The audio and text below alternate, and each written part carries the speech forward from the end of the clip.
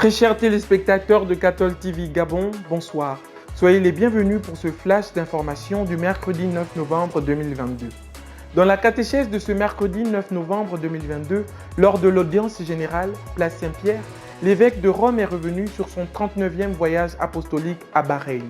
Puis le Saint-Père a édifié à la lumière de 3 mots-clés: dialogue, rencontre et marche. Le pape François a confié avoir ressenti ce besoin à Bahreïn et souhaité que, dans le monde entier, les responsables religieux et civils sachent regarder au-delà de leurs propres frontières, de leur propre communauté, pour prendre soin de l'ensemble.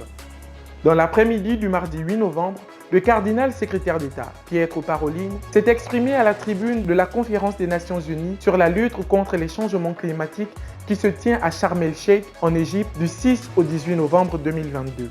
Dans la suite de ses propos, il a manifesté son inquiétude sur les phénomènes croissants des personnes déplacées à cause des bouleversements du climat. Décédé à la fin du mois d'octobre dernier, le programme des obsèques de l'abbé Jaurès Nyama, vicaire à la paroisse Sainte-Famille de Fougamou dans le diocèse de Mouila, se présente comme suit. Le jeudi 10 novembre 2022 à 14h30, sortie du corps de Gassebga et départ de la dépouille pour le domicile familial. 15h45, départ de la dépouille de l'abbé Jaurès pour la paroisse Saint-Martin. 16h15, première messe et veillée.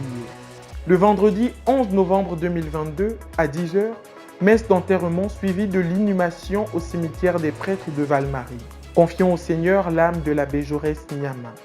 C'est avec consternation que la communauté chrétienne qui est au Gabon a appris le dimanche 6 novembre 2022 le décès du frère Charles Lwanga Eko Nan au Sénégal. Frère Charles Lwanga était moine à l'abbaye du Cœur Immaculé de Marie de Cœur de Moussa et était âgé de 67 ans. Confions au Seigneur l'âme du frère Charles Lwanga. Saint du jour.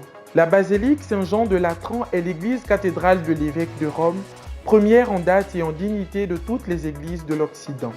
La fête de sa dédicace nous rappelle que le ministère du pape, successeur de Saint-Pierre, est de constituer pour le peuple de Dieu le principe fondateur visible de son unité.